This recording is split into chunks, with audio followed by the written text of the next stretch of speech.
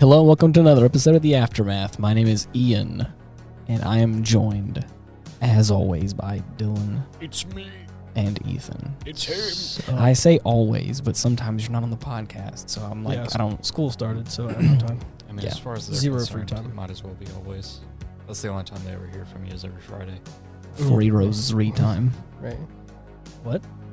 She said zero free time, and I just said free rosary time. If you couldn't We tell, are we've butchering been having fun with that. we've been butchering the English language so much that I don't even know what you guys are saying anymore. Half got the my time. dad to thank He's for over that here saying before. things like free rosary time, and then someone else responds with Pia, and it's supposed to make sense. Exactly. It doesn't. To us. Yes. It makes sense. What'd you say about your dad, though? My dad used to do that a lot. I mean, he still does. Like, yesterday, Uh-oh. he was... Wait, he's the one we could thank for this Yes, crappy yes. joke? He's That's done that amazing. so many times. He would always say, like, Hobenrud or fucking... Oh my god. Hobenrud? That's Yeah. good. Yeah. Your dad's the one we could thank for this crappy meme we have. and Crappy. I will. This meme is butchered the English language, so we don't know what we're saying anymore It to is each other. the most beautiful goddamn thing you have ever heard with those pathetic This ears is of yours. not a mappy cream, okay? Do you understand me? See, Mappy Cream. I had to think about what the freak he just said. It's cream for your mappy. Come I on. had to sit back for like 10, 15 seconds and think of what the hell did he just say? Oh, he called my Mappy a cream. Like, Right. so when he called my cream Mappy. It's perfect. It just never, Oh, it man. never ceases. Do me to a favor, make me break this laugh. bottle over your head. No, stop. Dude, with ease. I can With do that. he said with I'm just built different, bro. Watch me. Oh man, watch me. So this was a unique movie that I have not heard of until recently. Yeah. 0 out of 10. This week we watched Babies of Guys. Okay, that makes Babies of Guys. It makes me uncomfortable. It's all children of men. Children of Men. Yeah. Based on a book, apparently. Mm-hmm. Apparently, I did not That know. was something I actually didn't know. Yeah, so I think. I wonder, is the book like good, or do we know like of like? I mean, Look it if up. it was able to get like a movie adaptation, I would assume. Yeah, it has to. I guess so. I guess you're right. I mean, it was good enough, at least. Okay, so before we get on to like some of the fun facts of the movie, this movie came out in 2006, and I did not know it was that long ago. The beginning of the movie said 2006 to 2027. Yeah. Oh, Yeah. man. You just said that long ago, and I was thinking, like, wouldn't that be more recent? I'm Yeah. That is more recent for movies, though. We've been Like, watching yeah, everything from the you're 80s. right. So Like, But- I'm having trouble coming to grips with the passage of time right now. That's Oh, I mean, hey, it came out on Christmas Day of 2006. Christmas- wow. Yeah, and so again, No wonder it didn't do well. you have to think that we're in 2022 now. So to be honest, we're approaching almost 20 years since this movie came out. Oh god. So it would look like Yeah. the Children of Men book. It has a 4 out of 5 on Barnes & Noble and a 78% on Google users. So for how likely. Right. So, I mean, it is relatively popular. The thing is, I think this movie is one that got better with age.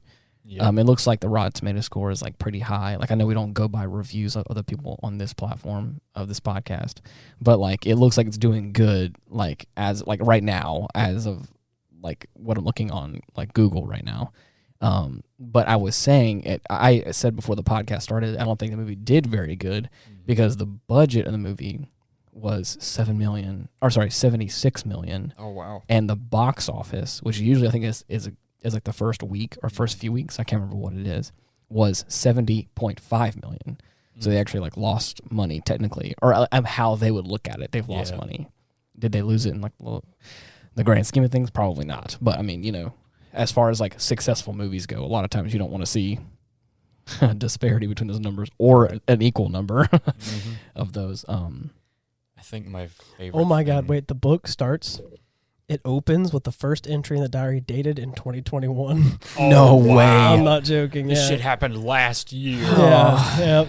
Wow, So, dude, it's crazy. if you're gonna make a movie, you gotta send it farther in advance. I say that, but then Back to the Future picked 50 whole years, and they were Yeah. not even close to what we're looking Yeah. like here. I We're in a mean- dystopian mayhem, and they were talking. About, they were man. talking about in 2015 we were gonna have like hoverboards, and we're Yeah. like, no, we have sadness. But okay, I mean, hey, you know, I it's think what my it is. favorite part of this movie is Year Omega. like as opposed to most I'll say like dystopian or post-apocalyptic films, this is like on the cusp of the apocalypse. Yes. Like this does feel like, well, the thing is, like, it also says that it takes place. So basically, for those of you who may not know, it is a thriller kind of movie. I would kind of describe it as. That is basically, it says that infertility strikes mankind. And the last baby that was born was like 18 years ago. It's so fucking cool. And it is a really cool premise. Like, when was the last time you ever heard of anybody like doing that? I mean, like, every kind of thing in the conceivable universe has threatened mankind at some point. Right. But what if one day we just stopped having babies? Exactly. We just stopped reproducing. And now our lifespan is on a slow countdown. Exactly. And so that's what I think is a really cool idea. Is I don't really know. I think this movie said it takes place in 2027. Yeah. So basically in some time around, what would that be? 2011 or 2009 or whatever. Yeah. I'm assuming, it's one of those years. 2006, I think, is whenever they're like. Yeah, 18 years from 2006. Yeah. Oh, okay, yeah, I see what you mean. But so, anyways, the last baby was born, and in that date, and then and then calamity strikes. Yeah, where it's like everyone. So supposedly, this is the one thing about the movie that I didn't understand. That I thought I know that the book probably does a better job describing. I went into this not knowing anything about it. And the movie doesn't really describe, or if it did, it happens very quickly, and I didn't pick up on it because I was too busy looking at other things. But apparently, like, the rest of the world is in catastrophe, is in mayhem. And the only, like, stability they have, apparently, is in England. I'm not sure. United Kingdom. Is it all of the United Kingdom, or is it just England? Because that's one thing, I wasn't even sure about that. Because, like, I didn't even hear anything about, like, Scotland or Ireland being like, okay. Based on... All I heard was that England remains strong and everywhere else is dead. Yeah. But the movie made it seem like... It might have been whittled down to just that city. Okay. Country, actually, I think is what... but is like they were saying, like, the only saving grace is in England, from what I can tell. And I kind of understood that, but again, the movie didn't explicitly say that.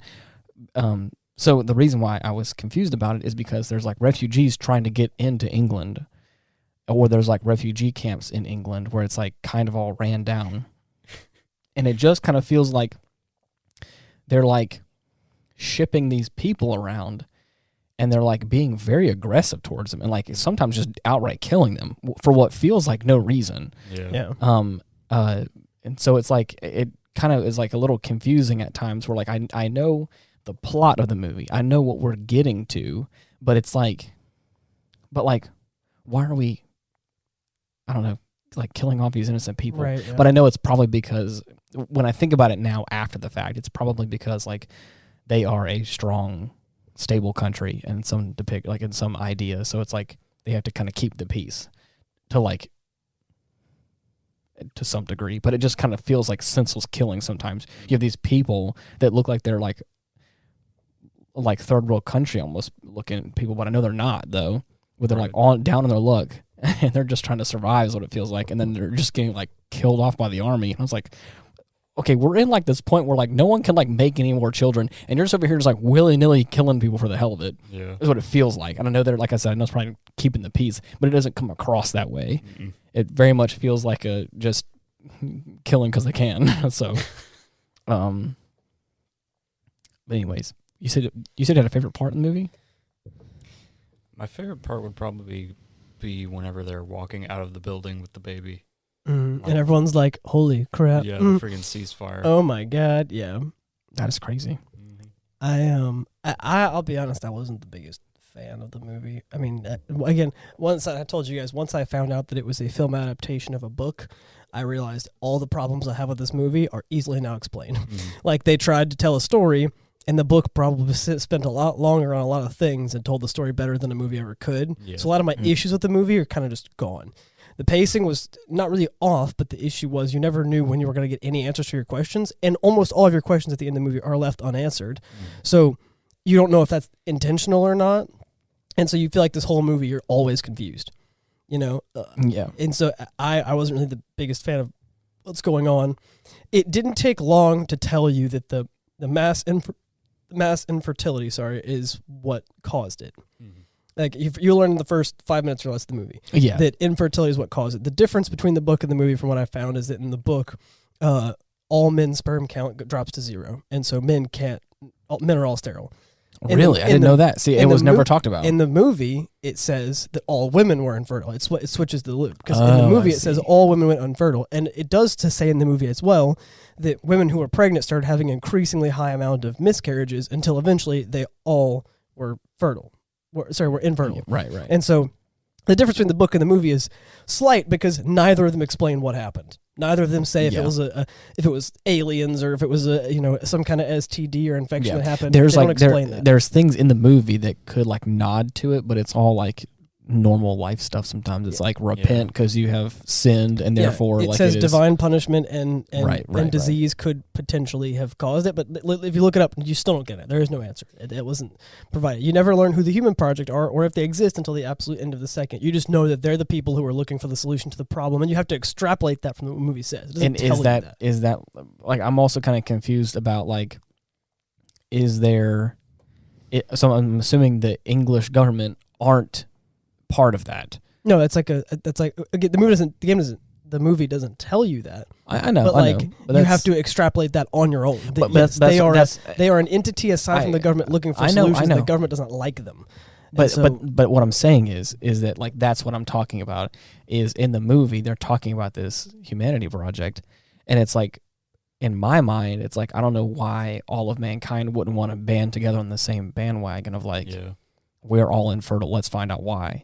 But I feel like the Humanity Project is like, are they doing something different? Because if they have ulterior motives, they're not going to understand why like a government doesn't want to be a part of that.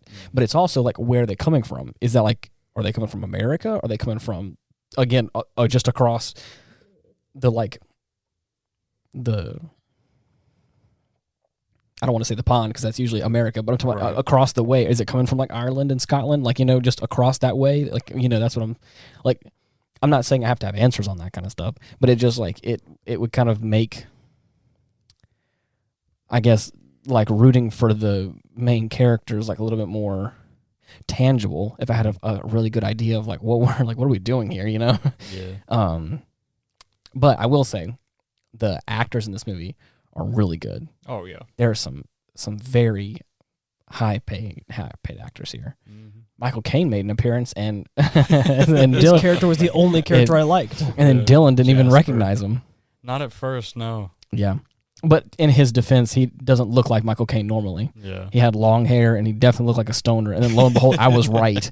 He like goes into his house, and he's like growing weed in his house, and I'm like, wow, that does not surprise me, looking like that kind of character. But I think Michael Caine played him very well. Oh yeah, I think he did a really good job playing that kind of like man out in the woods making his own weed. So it's, the lone stoner. Yeah, the stone loner. Yeah, I thought that the action of this movie was really good. Mm-hmm. It definitely felt because it is classified as a thriller. I think it is a good representation of that. Yeah, I was definitely kind of fucking scary. I was on the edge of my seat with a couple of things because they did a good job of, I think, riding the balance between making sure your main characters are safe technically, but also at the same time, like in mortal danger, is also killing some of them. Mm-hmm. I think it did a good job of killing everybody. It pretty much killed every person who was important in the show. Right. Like every person that you got attached to in any capacity died except for the gypsy lady. Oh yeah, or the mother, yeah, and the main character who had the baby. Yeah, everybody else, including the other protagonist, everybody else died. And so I think they did a good job with that. But also, one thing I didn't like was that every time they got somewhere, even somewhere that you think that they wouldn't be followed, it's like a 2-second scene, so you can get character development, and then they get found again. Yeah. And they never extrapolate. So they never. What's the word I'm looking for?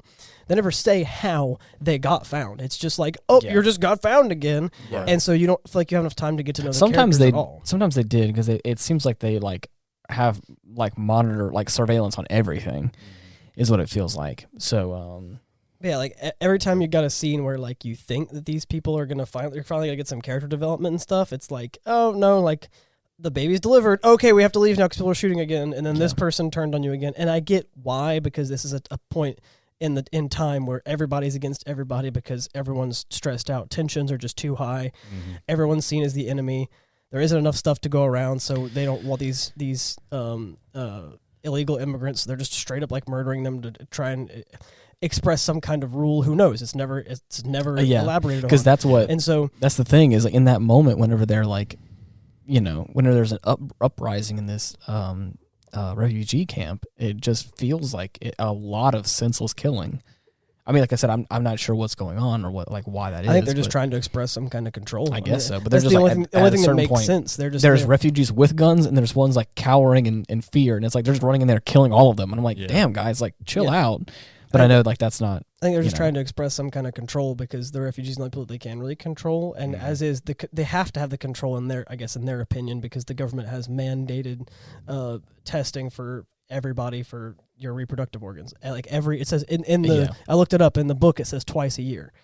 Twice a year, every person every woman under 45 has to have a gynecological exam, and every man has to have his sperm tested. Really? Twice a year is what the book put in. And again, like that feels real. Like that feels like if we were actually that's dystopian as hell, but also it makes perfect sense. And there's a thing where it's like, is that a violation of your rights? Maybe, but do I see why they're doing it? Yes, 100%. But do you kind of lose some of your rights? Fucking die. Yeah, exactly. But like, it's kind of like, I mean, I don't know. You would hope that, like, yes, it's a violation of your rights, but you would hope for like the good of all mankind that you would want to help out that sort of situation. But I know that's not always the case. But you'd be surprised.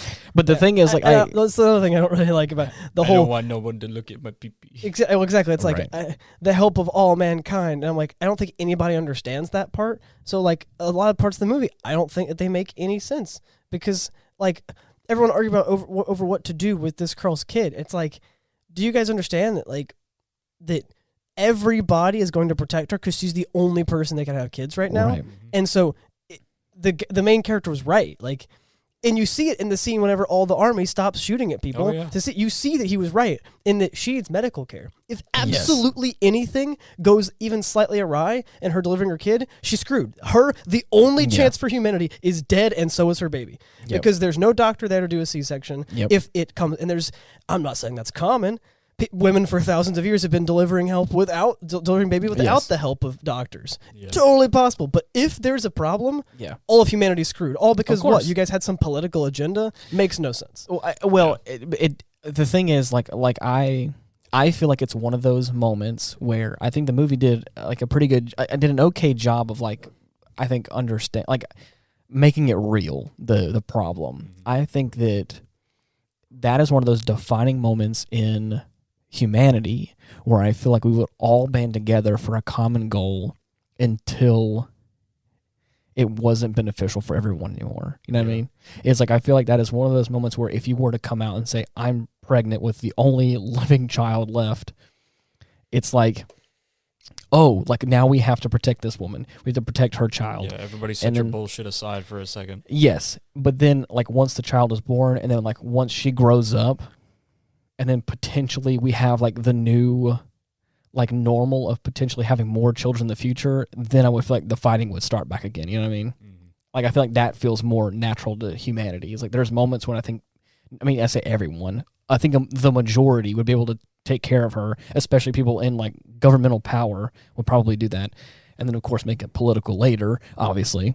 But that's where I think that, we always find a way to make it messy afterwards. Almost every single shot in the movie contains an animal. Almost always a dog. Wow, really? Almost every shot. Lots of dogs in this one. You looking at the reason why is because apparently people started treating newborn animals as actual children because they can't have actual children. Oh yeah. Wow, that's So actually really people- unique and interesting. People were like dressing their. This is again all according to the book. People were dressing their, like pushing their baby dogs in strollers and like dressing Oh, their kids wow. up in children's clothes. Sorry, their dogs Yeah. in children's clothes. That makes sense. That's sad. I mean, but that, again, that feels very real as well. Mhm. I feel like people would just try to latch on to whatever they can. Call that fur baby syndrome. Oh, yeah, for real, yeah. Dude, I will say that our guy, he's played by Clive Owen. He's our main guy. And Main character's name is Theo. Theo Farron. Man, if there was ever a person that probably experienced so much trauma in his Yeah. life, man, oh, dude, Yeah, that it's was a this lot. guy. He lost his. So that's the thing is his wife, or I'm assuming it's his wife. They have a child named Dylan, no relation to our Dylan. Yeah, see, that part weirded me out a bit. I forgot that Yeah. that was what they named the kid. He apparently, I'm not sure how old, but I'm assuming it was a couple years old. The child dies of the flu because again there was a flu epidemic or pandemic or whatever, and I was like, wow, that's very apt. Damn, like way to go ahead and hit the nail on the head with that one. There was a spread of the flu or whatever, and it killed their child. And of course, ever since the child passed away, obviously both parents coped in different ways, and they split up, and they hadn't seen each other in probably over the better part of 20 years, is what they said in the movie. Yeah. So they kind of come back together for this like rallying of sorts, because the wife character, Jillian, finds a young girl that's pregnant, the first pregnant woman in 18 years. Mm-hmm. I thought that dynamic was so good between those two characters. Like that little fight they had on the bus. Oh yeah. All of it felt so real and felt really good. And then out of nowhere, they just ripped the rug out from underneath you. And that's when I realized, like, oh, that's this kind of movie, because she gets shot and killed. Like, kind of out of nowhere is what it felt like. But I saw it coming, though, and I was like, oh, man. Fun fact of the movie: Theo never gets to smoke an entire cigarette and finish it in the entire movie. It's cut off every time. You're right. That's so funny. Theo does not use or even touch a gun at any point through the entire movie. Yep, I realized that. Yeah. Damn. But yeah. So after she dies, again, like that moment when he's in the forest, and just like Ethan said, he tries to smoke a cigarette. He takes a big old chug of scotch. It just felt so real in that moment. Whenever, even though they had their discrepancies, and even though they haven't seen each other in 20 years, being there, like, you know, hand on the wound of like his dying significant other. Yeah. Oh, he just had this breakdown moment in the forest, like next to a tree, and it just like, it broke him. And it's like, even though they're being chased, even though they're being shot at, even though, This like, was again, after they were ambushed by a mob yes, in right, the forest. dude, it was like, that hit home in a certain way. I was like, oh shit, that hurts. I remember before I saw this movie, I thought that scene was like a bunch of fucking zombies. I mean, it looks like it. to add on to the already like dystopian It may as well have aspects been. of this universe. It may as well have been. Oh, there it is. Yeah, he says that the I guess that's the director. And I guess also the writer of the book. He says that he detests cinema that is about exposition explanation. That's why he never explained the infertility and where it came from. Really? Yeah, Get that? interesting. Yeah. I understand not wanting to explain certain things, but like, I mean, I think there's a better way you could have conveyed certain information. Just a little bit. It felt like I had to have read the book a little bit to understand what's going on. Right. For the movie, it's more like a grab and go situation. Yeah. A lot of it's implied. Some of it's told, but like I liked it. I liked the first act of the movie because it felt like I was like hanging on a lot of the words that were being said. Yeah. Because I'm trying to latch on to like what's going on here. Oh, okay, yeah. But like kind of in a good way. It's like I'm watching a movie. We're like getting into the first act. I'm trying to learn who the characters are. I'm trying to learn what's going on here. Mm-hmm. And obviously we're in this dystopia type thing, so I'm trying to figure out like what happened. So like I'm really trying to look for in the first half or the first like third of the movie, like what's going on here, like some world building. How do I get myself in this world with these characters? Yeah. And I think they did a pretty good job. But like there was just certain things that like There's what you were You know? looking for, Ian. In one of the minutes-long takes, the camera got splattered with fake blood. The Yeah. director almost ruined days of work by shouting "cut," but it got lost in the background by an explosion at the exact same time he said it. Yep. He called it a happy accident, and the scene was praised by critics. Mm-hmm. Yep. Um, I saw a video recently that had described like happy accidents in movies that stayed in there because they were just good. cool. Yeah. See, that's the funny thing. I had seen a video that mentioned that too, but I cannot remember what it was. But basically it was, like he was saying, like there's like a moment whenever our guy Theo like runs into a bus and a guy gets shot and like the fake blood splatters all over the place, but there's like drops on the camera lens and it looks like how it does like in a video game or certain ones, how like you get shot and it's like has like this kind of like blood You got splats. raspberry jelly around the screen. Take cover. Yeah, exactly. Yeah, right. Oh man, everything's getting kind of red. Let me sit down for 5 Right. seconds. But what I will say is the transition from that moment, whenever he runs into the building, there's a point whenever it's the ending of that shot. He runs into a building and he's like trying to look up into this stairwell to see these like troops running down. And whenever it does, the camera is like, it's kind of like shaky cam style. Yep. So it runs with him and then it gets to that room. The camera pans up and looks. And when it does that, as it's panning up, it transitions to like a new take of the film. It just is a transition from like a new camera shot altogether.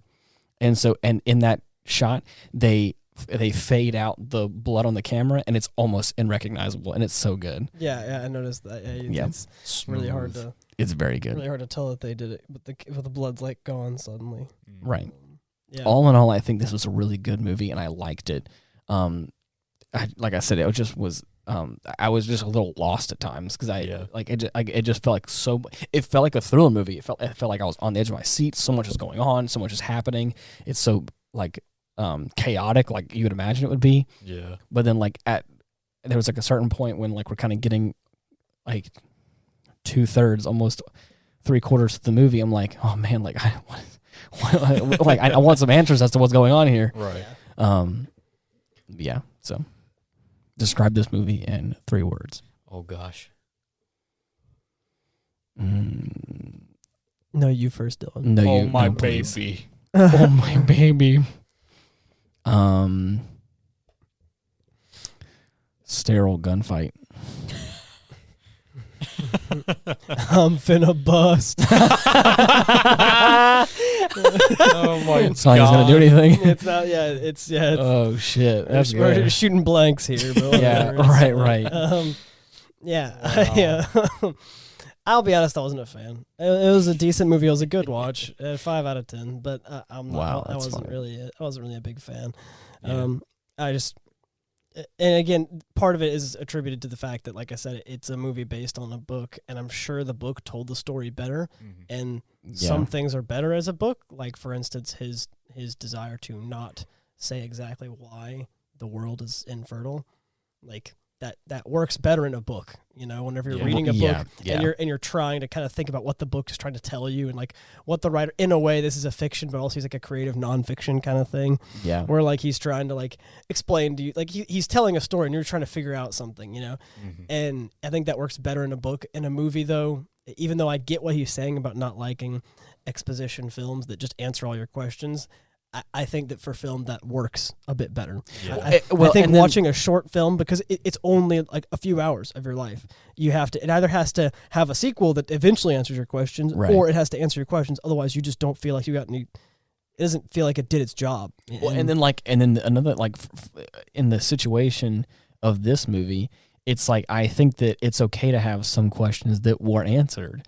Like I was saying before, like where did the Humanity Project come from? It's like you don't necessarily need to know that. There is this other, faction out there that is trying to help out mankind, and that's like our end goal. But it's like, the hard part for me, I think, in certain aspects of the movie, was the fact that it felt like our man Theo against the world.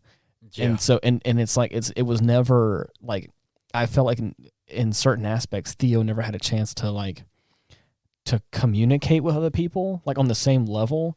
It was always like him against everyone else. You learn almost nothing about him because everyone hates him for no reason. Right. like even people who don't know him, like, yeah, Jasper was the only character that I really liked in the show. Supposedly, I think he. Oh, it's also worth mentioning. Yes, the quietest stuff that was in the book a whole lot different than the movie, but essentially that any person over the age of 60 is supposed to take that and kill themselves. What? Really. Yes, because you are seen as there's not enough time and resources to basically take care of you. people Oh, anymore, wow. and so they're just like, yep, well, we can't really help you, and you're just a burden to society, so get out of here. Holy Jesus, shit, dude. And so yeah, they have to, and it's all, brutal. and so that's what that is. That's the suicide drug. Right. In this movie, I think it's designed as a suicide drug, but yeah, that's it. And basically, the people nursing homes are reserved for like the really wealthy and like Right. That makes privileged sense. people. Fat But- cats. But like when like I was saying before, is like it felt like our protagonist never had like anybody that he could like communicate with, which I felt that was where, and I know, like I said, this is a book and a multi-million-dollar movie. So by me saying this, trust me, I'm not saying I have a better method of making this movie if I had that kind of money. So hear me when I say I'm not saying I could do a better job. I'm just saying like that was one thing I felt like I think I would have loved to see, like, I know it is him and this girl, this only pregnant girl versus everyone else. But just to have the world around him communicate certain things to him in a certain way, or again, vicariously through the lead actor, communicate things to us about the world around us. At every turn where I'm like, I'm in this with Theo. I'm in Theo's position. I'm supposed to like know what's going on. There's just so many times where I was like, I wish someone would just like tell him like something, like, or you're just like, just that little bit of exposition between. Answer literally any question. Right. Tell me anything about the world that's going on because we don't know. Yeah. The movie doesn't answer anything. It definitely felt like a big stealth mission a lot of If you- times. And honestly, if you don't pay like Metal a whole Gear Child. yeah. right. if you don't pay like a whole lot of attention to like what the ads are saying and stuff, you won't even know. Yeah, the only Because thing that says because so- nobody in the movie shows you or says anything to Theo because he doesn't have a meaningful conversation with just about anybody. Right. Yeah. His one meaningful conversation's cut off short and it turns into an argument with his like wife. Right. Like he doesn't really get to do anything or say. His so other you don't even really know. his other great conversations with Jasper are them like, cutting about how bad the world is and just doing drugs to try and forget about it. right. But I mean, and that's all good and it feels very That real. feels real, yeah, but at the same But time, yeah, like, they're it's not just like talking there's a about it. point in time where we get into like the second act of the movie where like we have our goal, we have our thing we're fighting for, to get towards, kind of, but not even really, because it feels like we're also like, Yeah. so like it just kind of feels like we're running away from these people that are trying to take the baby and make it political because they're like refugees, I'm assuming, or some sort of like a rebel group. We realize that they're not nice and then we're trying to keep the baby safe. So like, okay, that's good. We got that. Let's run. They run, and then it's like, okay, but like, I'm like, Where are we going? What's the plan? Nobody says what the plan is, and the plan just kind of works out. In all honesty, that's what the movie feels like. They do say the plan, and maybe it's just a little bit hard because some of their accents are kind of thick, but like they do say the plan, and then the plan changes, and then one guy's like, go over there and meet up with a gypsy, and you're like, but why? And they meet up with a gypsy, and then she delivers the baby. That's cool, but that wasn't why we had to meet up with him, because he didn't know that she was pregnant. He didn't know that she was going to deliver the baby. Yeah. She delivered the baby, and the guy just shows up, and you're like, was this the plan the whole time? He didn't say he was going to show up. How are we going to get to a boat? And then that guy goes crazy and kills you, and then eventually they communicate with the gypsy to get to the boat. They get separated. Heart-to-heart happens where everybody stops shooting. They get to the gypsy. A gypsy finds a boat. Cool. Did anybody say what the plan was when we get to the damn boat? right. Nobody said what the plan was when we get to the boat. So they just row out, and then he dies because he's been shot ages ago in the kidney. Like in every action movie, it's always, I've been shot, and they're always grasping their side right on the kidney. Yeah. I saw him get shot too, and I was like, they just move past that. But Yeah. no. And so, yeah, he dies, obviously, R.I.P., and then the boat shows up. Now, actually, I'll be honest, the ending of the movie, briefly, I thought I was going to hate, but then I actually really liked. Because there is I hate happy endings, I really do.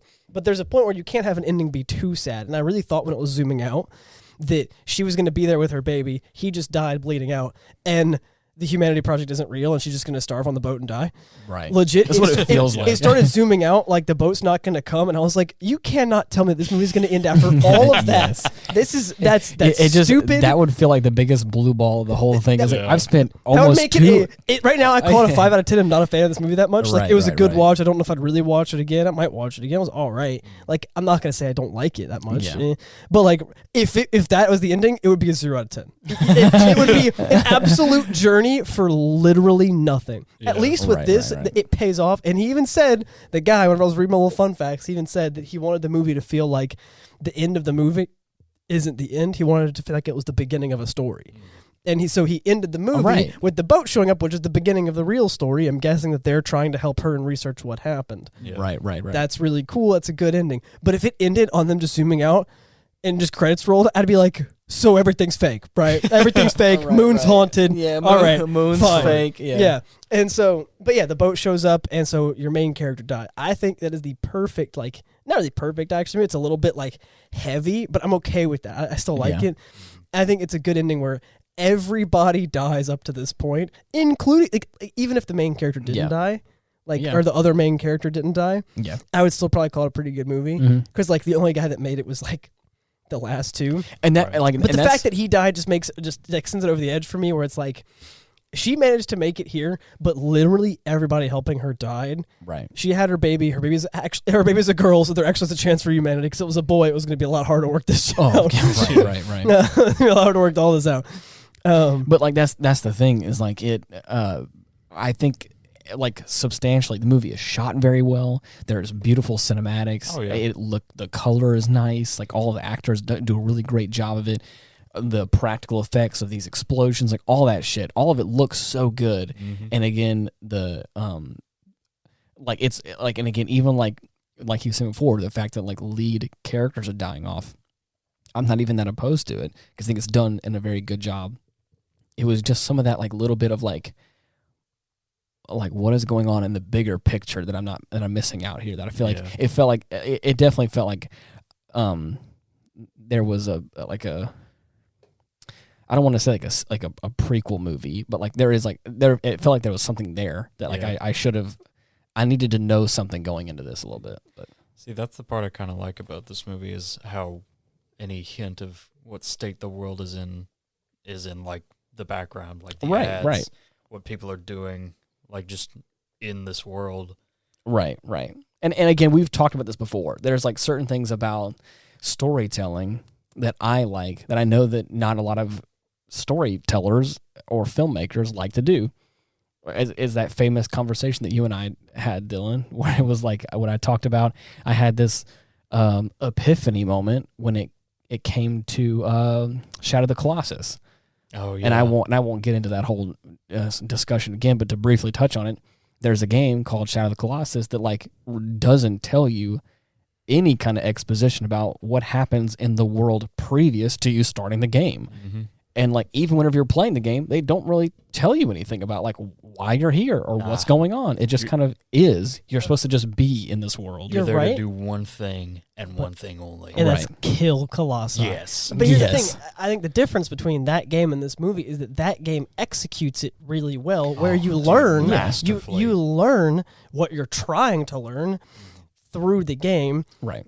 And you learn just from what little bit you get, you're able to get like all the closure that you could possibly need. I know, but and so when it comes to this, like even though I try, because for some reason I just felt like this was going to be like a difficult movie for me to keep up with. Oh yeah. So I was paying attention to every single ad and newspaper article I could see, and even then, all I got was that like a very nice amount of depth into the world, which was really cool. Like paying attention to all the articles and stuff is really neat. But I still didn't get any like I don't even want to say answers or closure, because that implies that I'm like looking for something specific. But I didn't get that amount of like I kind of know what's going on now thing. Whereas in Shadow of the Colossus, like you're taking one step at a time, and what little bit you do here after you do everything is starting to open up the world, so you kind of know what's happening. Yeah. But what I'm saying in the discussion that Dylan and I had was originally whenever we played through it the first time, or most of it, I am a person that loves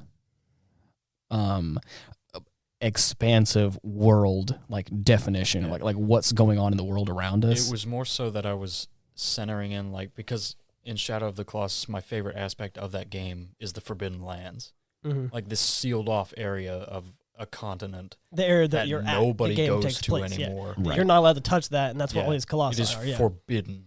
But nobody knows why, and then you find out over the course of the game it's why. It's been long enough that the reason has been lost to time. It's just like, don't fucking go there. Yeah. You're going to die. But like, so for me, the game teaches you why. Because that's the thing. That's what the game's about, which is so fucking good. Cool. But because the land is like barren. The only animals you see are birds and lizards, and that's then giant, death creatures. Yes, it's so fucking cool to me. I love shit like that. But that's what I was saying is like the first discussion that we had about it, I was like, I hate the fact.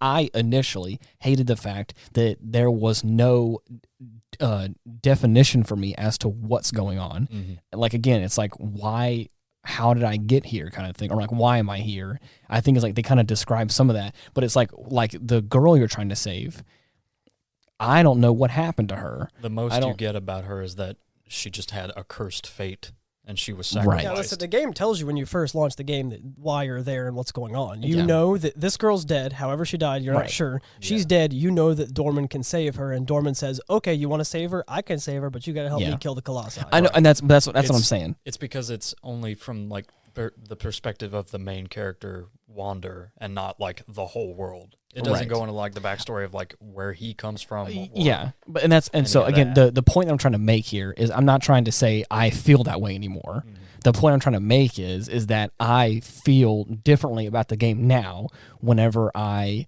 look through it through a different scope. Whenever I was looking at it, I was like, okay, you can just hop into a beautiful world and know very little about it and still have an enjoyable time and understand what's going on around you. Mm-hmm. And still like live in this world and still feel the story for what it may be.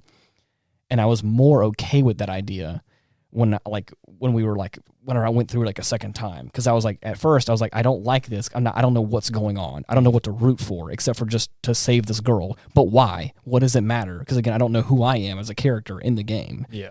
Or like I don't know where my motivation is except for just to save the girl. Mm-hmm. But like what I was saying is that like again, what I'm saying differently about this movie is the fact that like I feel like I was getting stuff through the world that was telling me stuff, but it felt like, I'm not going to repeat myself again. I feel like I've said this 100 times, but it's just I just feel like it was just kind of not give me anything to go off of in certain aspects of it, but I don't know. Like I said, it was all right. I thought it was a decent movie. It was a good watch. Probably watch it again.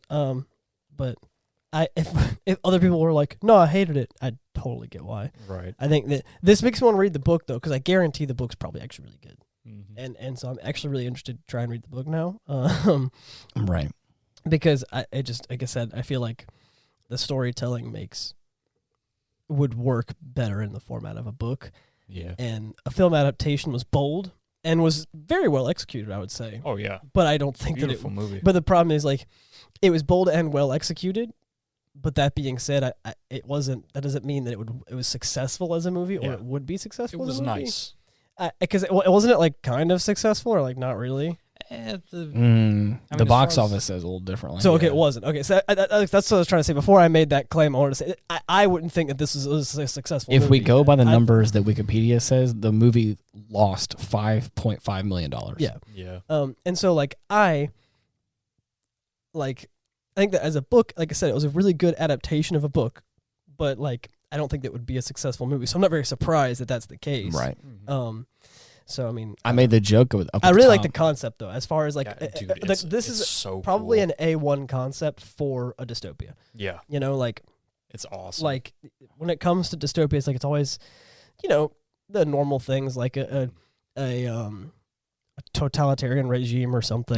It's always, I hate to make it all seem same. Zombies. Yeah, like zombies. Yeah, it's always like the same. The same thing that ends the world, right? And this one's a little bit different, where the end of the world is coming about because of just some. Well, we don't really know, but it's because of sterility, which is very interesting. Of all the things, yeah.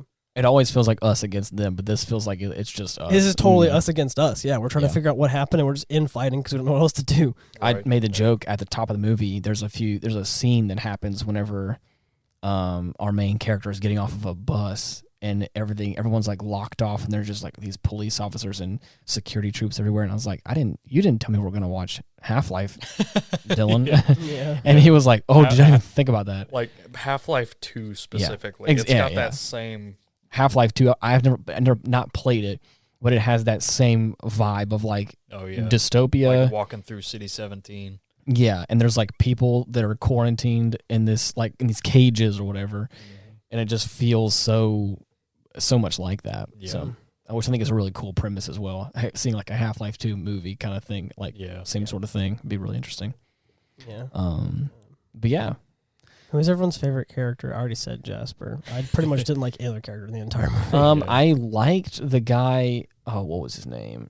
I liked him until he turned out to like try to kill our main characters. I thought he was going to be like at least Sid. Yeah. His name was Sid, and I liked it. I thought he was funny for a second because I thought he was like the crooked cop. Yeah, exactly. And I thought he was a good character. Yeah, he was a good character up until like, he found out that she had a baby, and then he was like trying to kill them both, and I was like, damn, dude, like that's not. He was a good character. I'd have to go character. with Key. Dude, honestly though, Sid got freaking murdered. That was epic. Oh my god. Dude got a freaking car battery to the face. It was so awesome. Blam! Done. It was amazing. Now, as far as like execution style ways, he got up and was like, he turned around and was like, I can take him. I can take him. And just absolutely kill it. And then cut his foot on a glass, which was absolutely never shown or furthered. You just saw him limping for the rest of the movie. Yeah. That was it.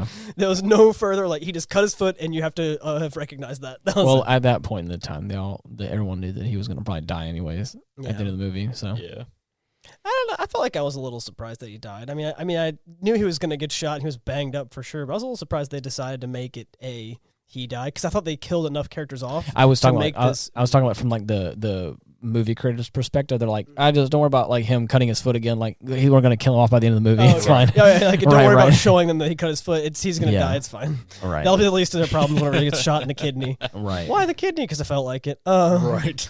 So, but yeah, I thought it was all right. Yeah, it's an enjoyable I thought watch. it was all right. I thought it was. I'm finna bust my 3 words. Oh man, damn! Now I just want to talk about Shadow of the Colossus. I mean, we'll do that in the how after about show. Yeah, Heck Colossus #3. All my homies hate Colossus #3. Damn. that's the one I have the statue of. Wait, really? I think I might be thinking of a different one. Then I'm thinking of the one that you have to like go in the cave for. That's the one that I think That's it's like 2. Oh, it's 2. I don't know. It's 2 or 4. That's the one I don't like. Yeah. All my homies You hate. mean like the one that comes out of the cave, or the one that you go into like the? No. Because 2 is the one the one on all 2's the one that fours. looks like a yeah. Yeah. No, I think it's 4. It's the one that you have to go into the caves and it has to hang its head down and you have to like jump on its back. I hate that one. Shit, we kind of just started talking about this, didn't we? I forgot we didn't do the outro yet. I mean, that's okay. Hold on. Wait, you didn't say cut? You didn't? No, I didn't. Hold on. Wait. Here we go. Let me just find this. Oh, you're looking for it? Yeah, I'm looking. It might be Colossus #4 or 5. It's a 4-legged one that's like kind of lanky. I don't have my screen on, so I'm just gonna stand up. Yeah, it's fine. Yeah, you're right. It's a little lanky. Yeah, the lanky one. Let me see. Yeah, his name is Phaedra. Well, none of them have names. Oh, yeah, that's the one. Okay, well, I thought it was. Those are. anyways. No, Oh those yeah, are, they're all named. Oh, I thought they were just named by the. Dude, their names are so fucking cool. Oh, I know the name. I thought they were named by the community though. No, those are their official names. Yeah, Phaedra. All my homies hate Phaedra. My homies Phaedra's hate- a bitch. Phaedra Dude, it freaking takes me bitch. so long to kill him every time, and I know I'm supposed to do it, just never works. It always takes me a couple tries. I know what to He do. never falls for it right away. Right? Yeah, he's too clever for his own good, asshole. and so like just to kind of talk about it again, like briefly here in the tail end of the episode, is the fact that like I was just saying that as a prime example of like a game that just like really doesn't give you a lot of backstory. It's like It the only gives game you- I know that does that kind right. of thing. Where you There's just, other things. I There's think, the first Halo does it pretty well.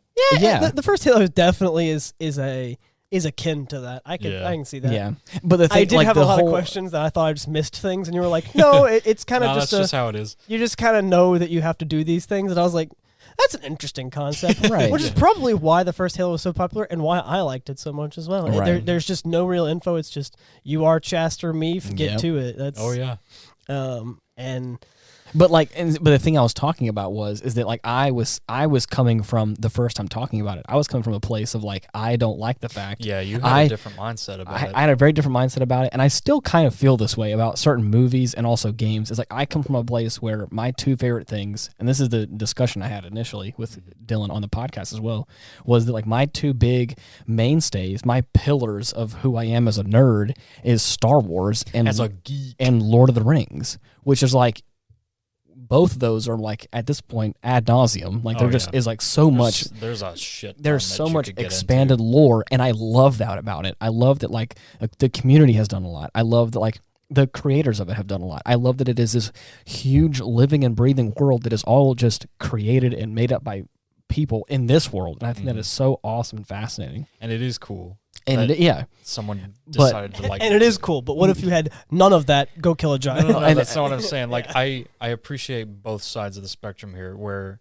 you put so much time and effort establishing this world and the lore behind it, but at the same time, I like the other end where you just happen upon this something that hasn't been touched in ages that you know nothing about, right? And you just kind of that's a really interesting concept. And initially, I was on the the kind of criticizing side of the spectrum of like I come from a place where I'm like, you have the ability to do so much more with this, and I know that certain people don't look at it that way. They're like, it is what it is. But for me, I'm like always if you could, why didn't you situation? Yeah, is it for me? I'm always like and I always use Shadow of the Colossus as a prime example in that scenario, because I was like, you want to talk about a place where there is so much space. The Forbidden Lands is a huge, and if you've ever talked about the game or played the game, it's one of the most beautiful game worlds I've ever seen. And that's why I feel like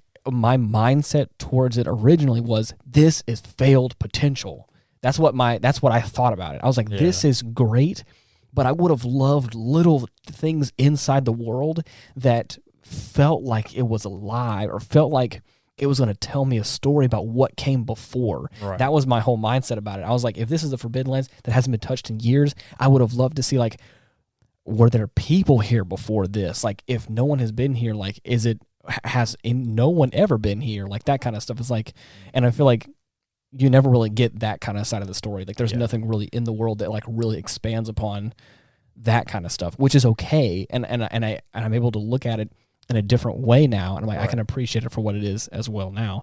But back then, I was like, it could have been so much more, you know. Yeah. But I like the Forbidden Lands for the same reasons I like an abandoned mall. Yeah, right.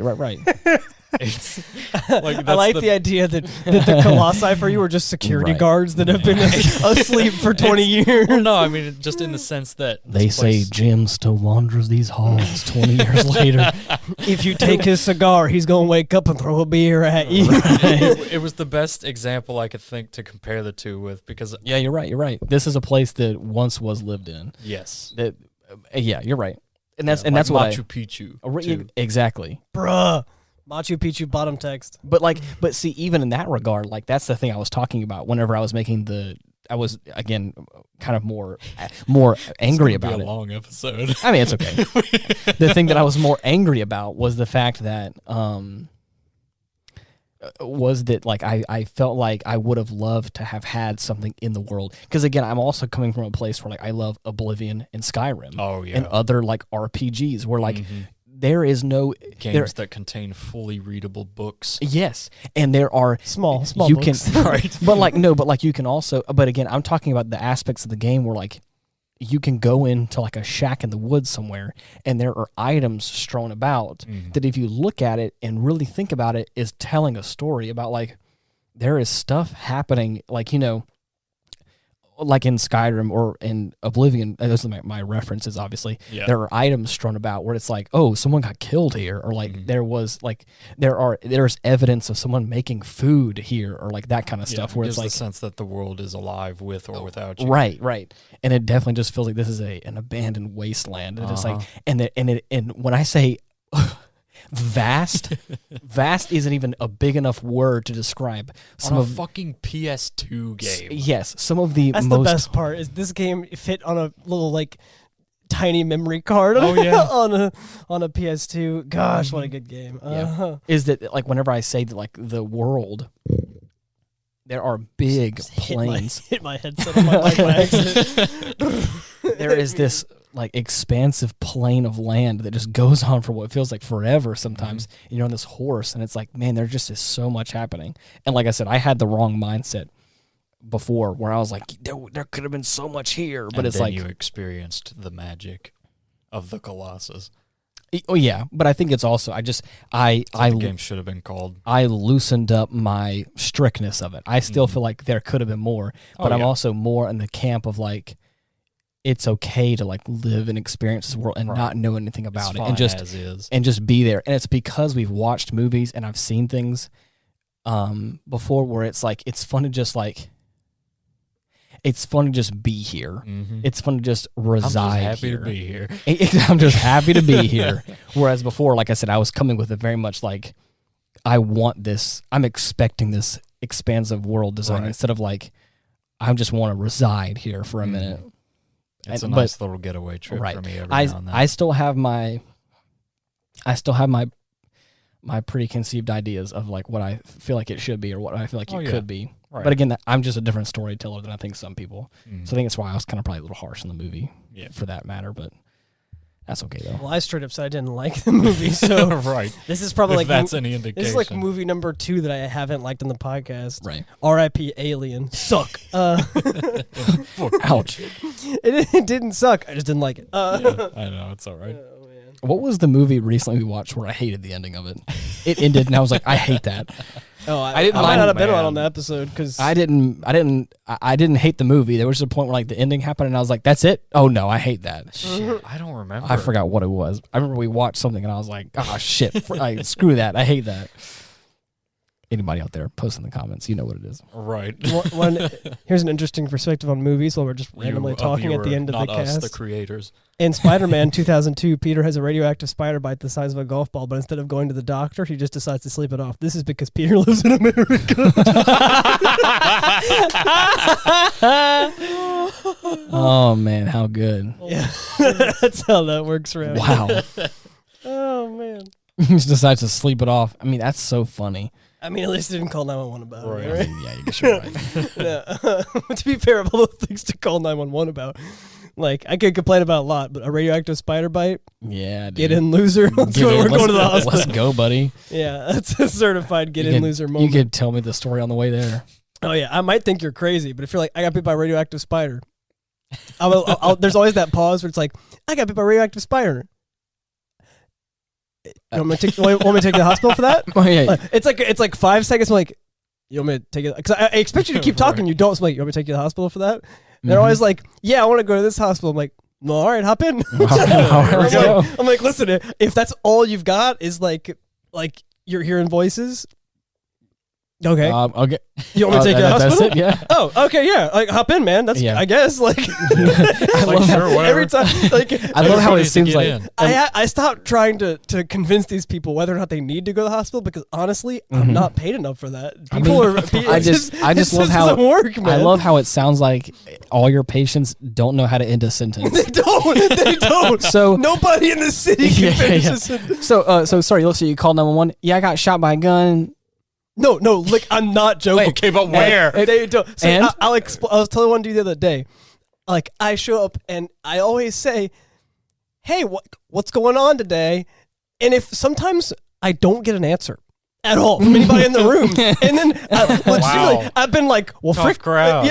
I've said that before. I've said, well, frick me, right? Right? Come on. I know I look like a child, but, like, come on, man. And then eventually people start answering. But also, I have people say, no one wants to be the first person to talk to a man in a uniform that looks like a cop. Right, yeah, that's the problem. If we could pick different uniforms, that'd be helpful. So like, what's going on today? And they're like, oh, like my stomach's been hurting for 3 weeks.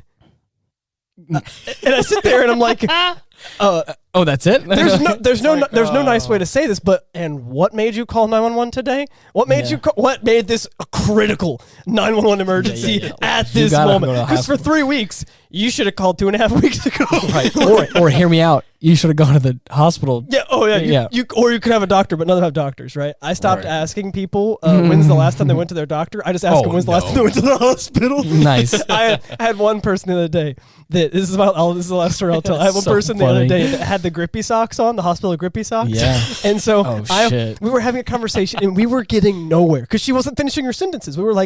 She was like, I think my body's locking up. And I'm like, did that wake you up from your sleep? Yeah.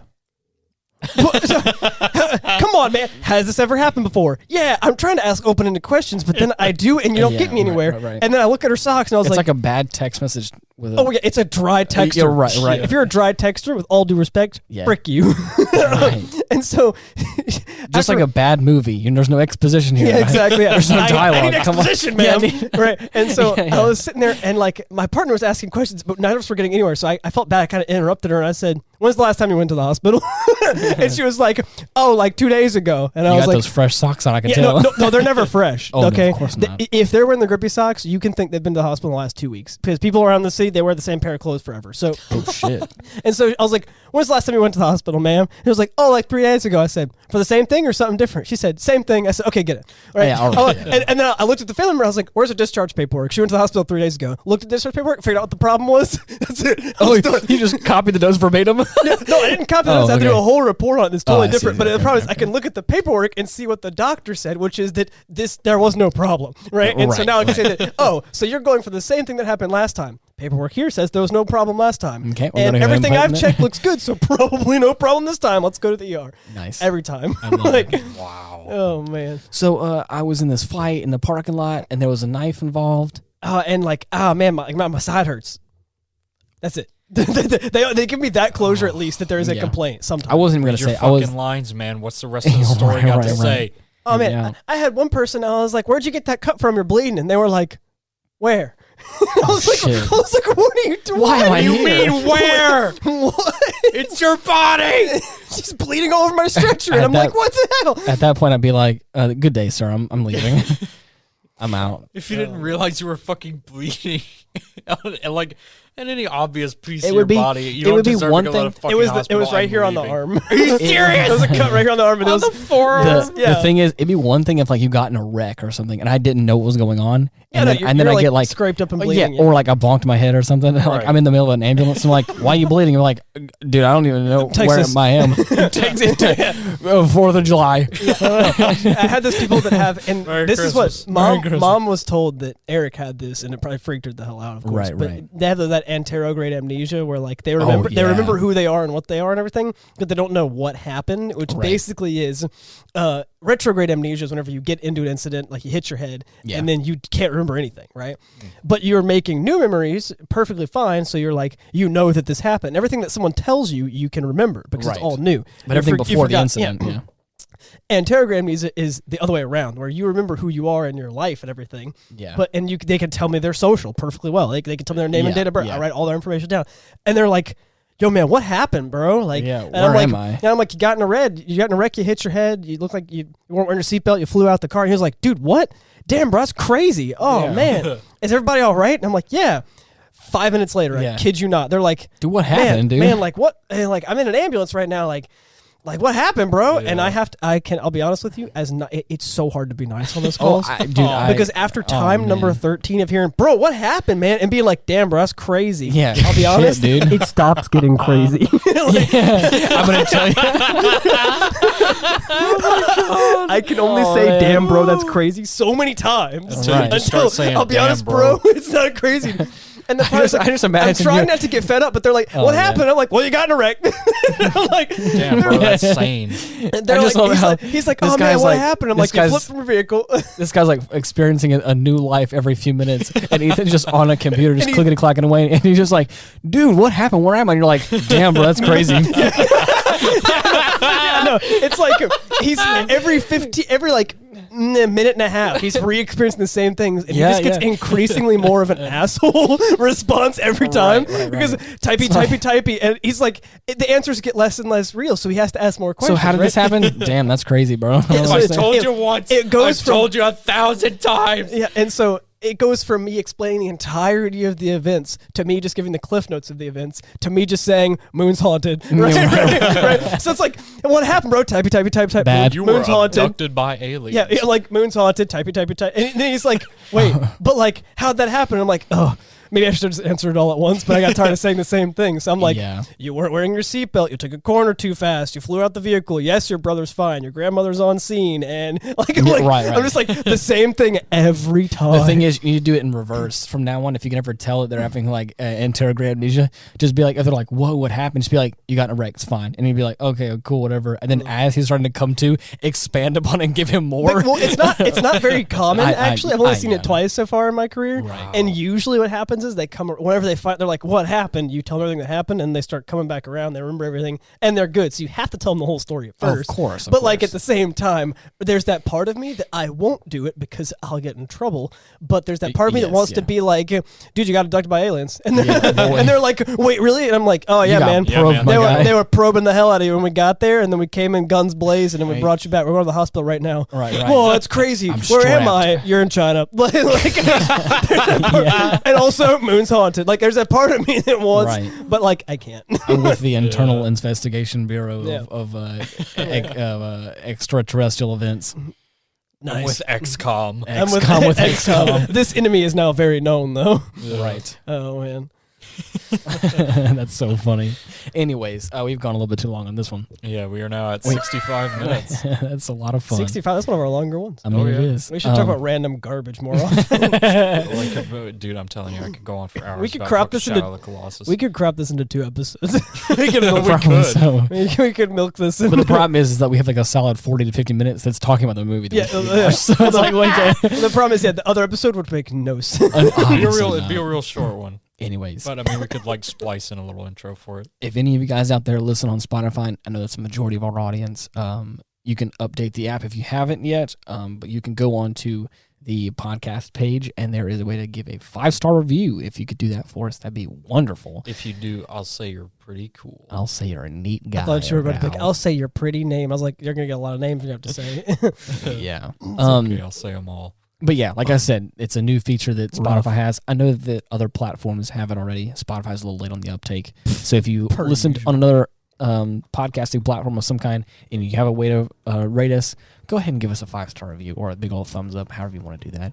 To be very appreciated from all of us here on the Aftermath team. I'll give you a whole $1. Yeah. No. We already talked about giving away cake. We've already promised cake. Remember that? Well, the cake's a lie. He wasn't there for that already. one. I promised them a whole $1, and that was that. They know dang well I can't. I give them the $1. Oh, man. If they don't know me by now, they should know. I'm not giving them no $1. Yeah. But anyways, if you're looking for ways to find us, you can type in the Aftermath on the major podcasting platforms. I can't speak today, man. I'm all over the place. All the major codcasting platforms.